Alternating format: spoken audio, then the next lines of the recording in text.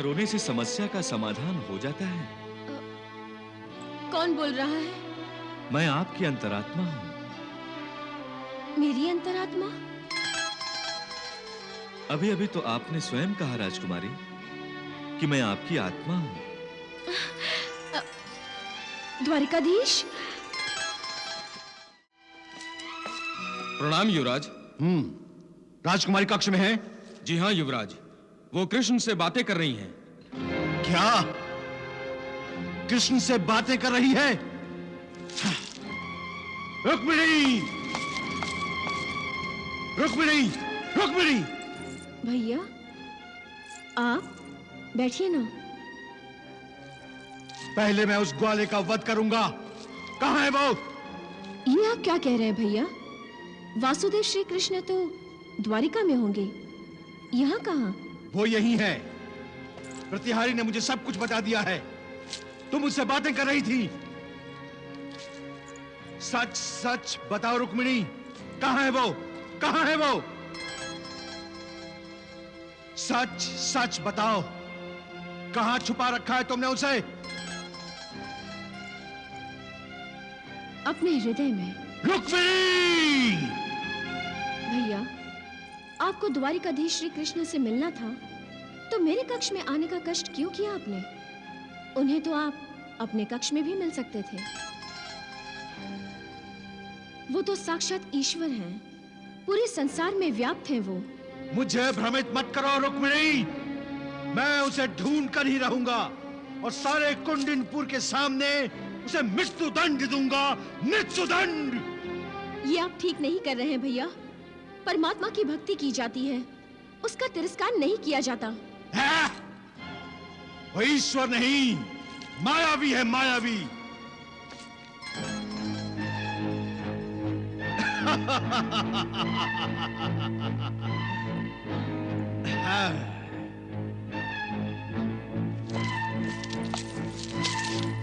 ओ, तो यहां छुपा हुआ है। मुझे देखकर तुरंत मूर्ति बन गया, परंतु मैं इसे जीवित नहीं छोड़ूंगा। अभी इसका सर धड़ से अलग करता हूं। नहीं भैया, नहीं।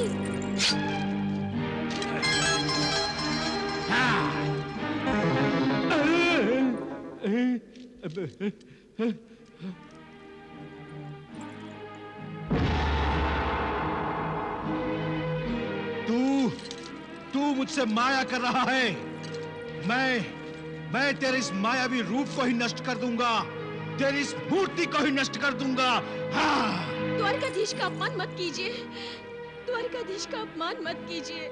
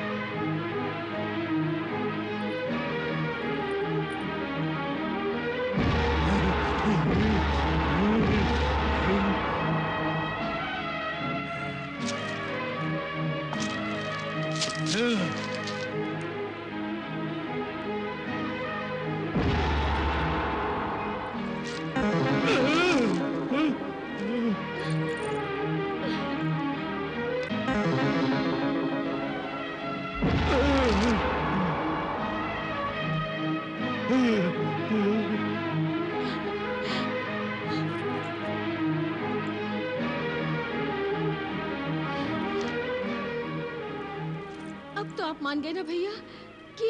हाँ, मान गया हूं रुक्मिणी, परंतु अब तुम्हारा विवाह शिशुपाल से ही होगा, शिशुपाल से ही।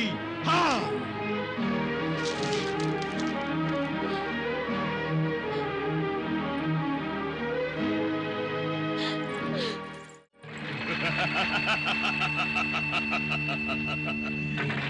एक और राजा वीरेंद्र को विदर्भ पर आक्रमण करने का संकेत देना और दूसरी ओर शिशुपाल को वीरेंद्र का विनाश करने को कहना।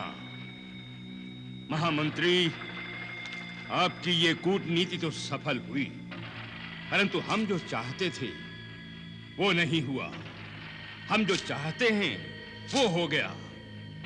मैं समझा नहीं महाराज, शिशुपाल ने वीरेंद्र का विनाश तो कर दिया। हाँ, लेकिन वो योजना सफल नहीं हुई कि विदर्भ राजकुमारी रुक्मिणी शिशुपाल के शौर्य पर मोहित हो जाएगी। फिर भी मैं प्रसन्न हूं। समीकरण कितना उपयुक्त हुआ है। रुक्मिणी शिशुपाल को नहीं चाहती, वो कृष्ण को चाहती है, जो मेरा शत्रु है। शिशुपाल के मन में रुक्मिणी के प्रति आकर्षण उत्पन्न हो गया है। इसलिए कृष्ण से रुक्मिणी का विवाह होना सुन उसके हृदय में द्वेष की अग्नि भड़क उठी है। अर्थात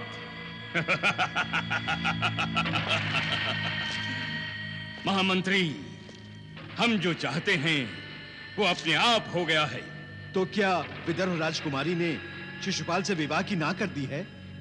महामंत्री, रुक्मिणी की नाव शिशुपाल के अहम से टकरा चुकी है। एक योद्धा शत्रु के शस्त्र प्रहार सहन कर लेता है, वो अपनी पराजय भी स्वीकार कर लेता है, किंतु एक नारी की नाव योद्धा के लिए मृत्यु से भी अधिक घातक होती है। अब ये चिंगारी जो कृष्ण और शिशुपाल के बीच अनचाहे और अनजाने में भड़क उठी है, उसे हवा मैं दूंगा और इतनी भड़काऊंगा ये चिंगारी कि कृष्ण के चारों ओर आग ही आग होगी और उस आग से बच निकलना असंभव होगा। इतने दुष्ट और अत्याचारी को अभी तक आपने दंड क्यों नहीं दिया प्रभु? दंड तो हर एक को उसके अपराध का अवश्य मिलेगा, किंतु समय आने पर। ये क्या बात हुई प्रभु? दुष्ट अपनी दुष्टता और अत्याचारी अपने अत्याचार बढ़ाता जाता है। अत्याचारों से पीड़ितों के क्रंदन का हाहाकार कानों का भेदन करता जाता है। अपराधियों के साहस और अपराध बढ़ते जाते हैं, लेकिन आपका समय नहीं बढ़ता, वो रुक जाता है। ऐसा क्यों प्रभु? उत्तेजित ना हो देवी। मनुष्य जो करता है अपनी इच्छा से नहीं करता, नहीं उसके साथ जो होता है उसकी इच्छा से होता है। जो होता है प्रारब्ध से, जो भी करता है प्रारब्ध करता है, और सत्कर्मों का विस्तार धीरे धीरे होता है, जबकि दुष्कर्मों का विस्तार अति शीघ्र होता है। जो कर्म करने वाले को उतनी ही शीघ्रता से उसके विनाश की ओर ले जाता है। देवी, मैंने जब सृष्टि का निर्माण किया था तो विधाता ब्रह्मदेव के साथ मधु कैटभ राक्षसों का भी निर्माण हुआ। प्रकाश के साथ अंधकार, सुख के साथ दुख, प्रेम, भक्ति, सद्भावनाएं, इनके साथ साथ काम, क्रोध, मोह, मद, दंभ, मत्सर, इन 6 रिपुओं का भी निर्माण हुआ। उसकी क्या आवश्यकता थी? प्रकाश के साथ अंधेरा किसे चाहिए? सुख भोगने वाले को दुख किस लिए चाहिए प्रभु? जब तक अंधकार नहीं होगा तब तक प्रकाश के महत्व का ध्यान कैसे आएगा? दुख नहीं होगा तो सुख का आनंद कैसे होगा?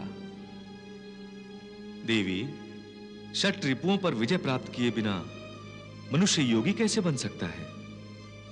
और योगी बनेगा तभी तो मोक्ष को प्राप्त करेगा। मेरे श्री कृष्ण अवतार का एक उद्देश्य यह भी है देवी, मैं योगेश्वर बनकर अपने आचरण से मनुष्य को योग का साक्षात्कार करवाऊंगा। मैं बताऊंगा कि जैसे मैं दुख सुख से परे हूं, तुम भी बनो।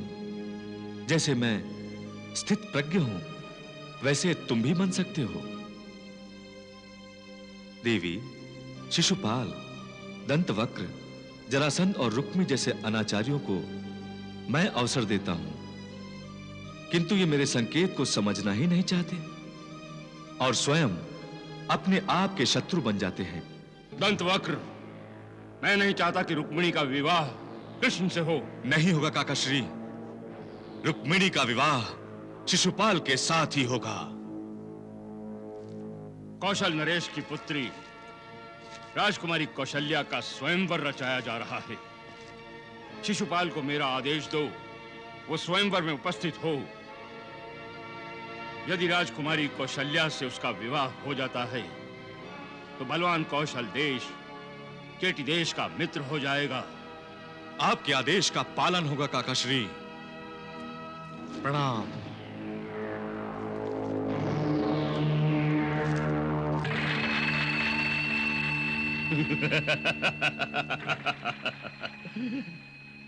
महाराज, आप जानते हैं कि राजकुमारी कौशल्या भद्र देश के राजकुमार से प्रेम करती है और स्वयंवर में उसे ही वरमाला पहनाएगी।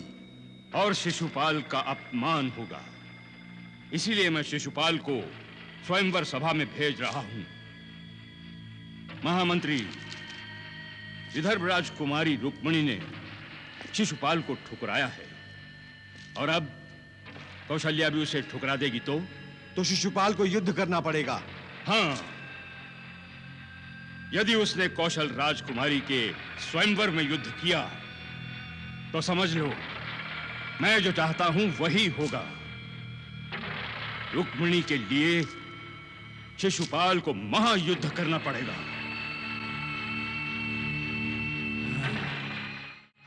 इस स्वयंवर सभा में उपस्थित राजाओं और राजकुमारों का स्वागत है।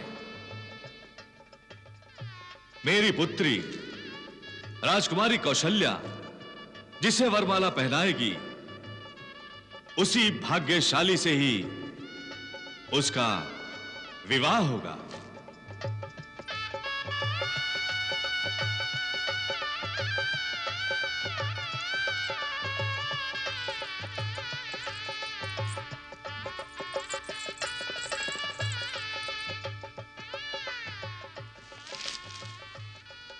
आप हैं महिमृति नगरी के राजा महिपाल।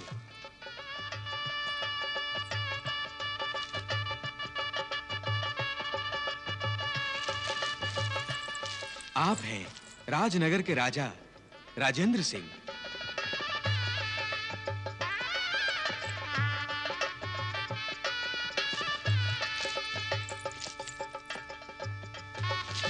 आप हैं चेटी देश के राजा शिशुपाल, पराक्रमी बलशाली जरासंध के शिष्य हैं।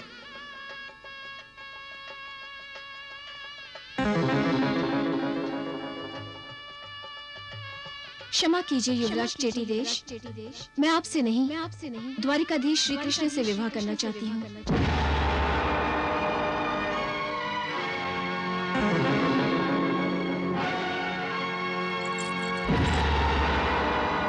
शिशुपाल, नारी का मन जीतना भी एक युद्ध ही होता है और यदि मन ना जीता जाए तो पुरुष नारी को ही जीत लेता है। उसे महायुद्ध कहते हैं।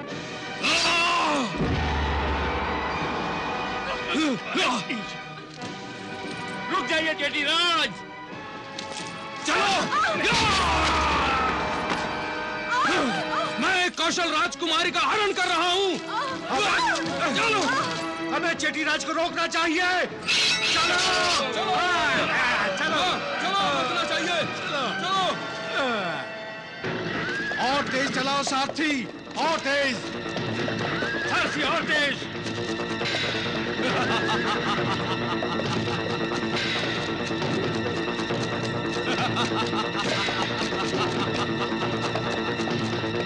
रुक जाओ कायर, हम तुम्हें युद्ध के लिए ललकार रहे हैं। रथ रोको सारथी। भगोड़े, बलवान हो तो हमारा सामना करो। ए! ना तो मैं भगोड़ा हूं और ना ही कायर। मैं अपने हाथ तुम्हारे खून से रंगना नहीं चाहता था। कौन किसके खून से हाथ रंगता है देखते हैं। सावधान।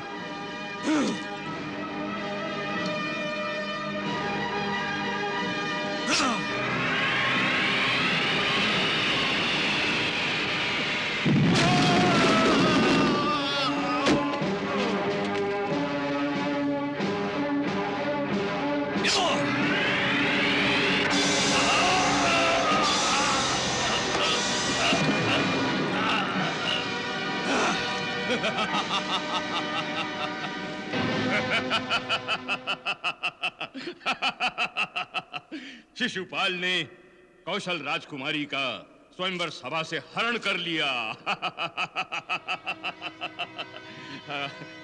बात बन गई महामंत्री, बात बन गई। अंततः रुक्मिणी द्वारा किया गया अपमान रंग लाया और हमने जो पांसा फेंका था वो सीधा गिरा और हम ये द्यूत क्रीड़ा जीत गए। अब शिशुपाल विदर्भ राजकुमारी रुक्मिणी का विवाह कृष्ण के साथ कदापि नहीं होने देगा। अब महायुद्ध होगा महामंत्री, महायुद्ध। और हम इस महायुद्ध में कृष्ण के विरुद्ध शिशुपाल की सहायता करेंगे। कन्हैया, बुआ श्रुति और फूफा श्री दमघोष ने तो वानप्रस्थ आश्रम स्वीकार कर लिया था, फिर उन्होंने हमें क्यों बुलाया है? मेरे विचार से उनका ध्यान परमात्मा की ओर कम और अपने पुत्र शिशुपाल की ओर अधिक है। अवश्य ही शिशुपाल के कारण उन्होंने हमें यहां बुलाया है। चलें दाऊ भैया।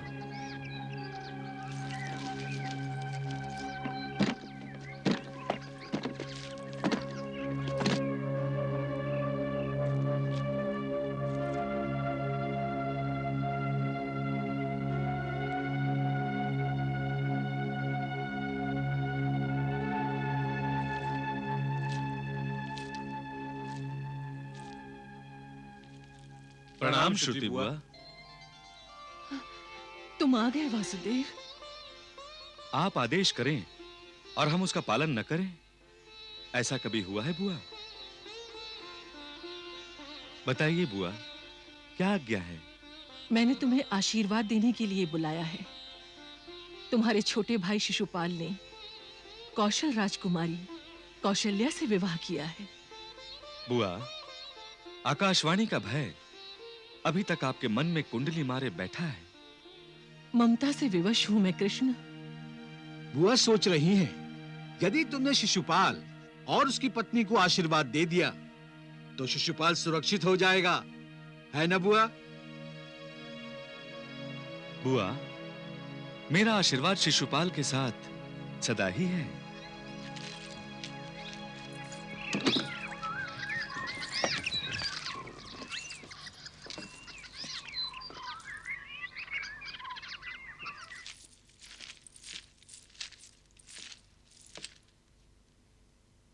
प्रणाम माताश्री। सौभाग्यवती भव।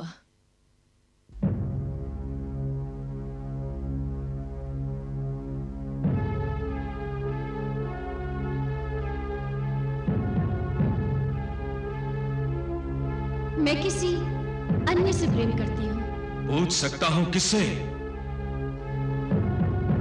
द्वारिकाधीश श्री कृष्ण से। और मैं उन्हीं के साथ विवाह करूंगी। कृष्ण तुम्हारा महाशत्रु है शिशुपाल। क्या उस महाशत्रु से रुक्मिणी का विवाह होने दोगे?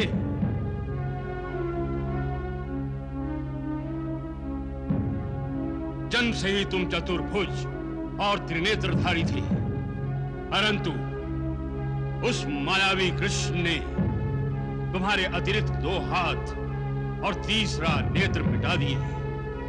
तुम उससे अधिक शक्तिशाली हो, ये जानकर उसने ये झूठी बात फैला दी कि वो तुम्हारे 100 अपराध क्षमा कर देगा, परंतु उसके पश्चात वो तुम्हें मृत्यु दंड देगा। कृष्ण तुम्हें मृत्यु दंड देगा। कृष्ण तुम्हें मृत्यु दंड देगा।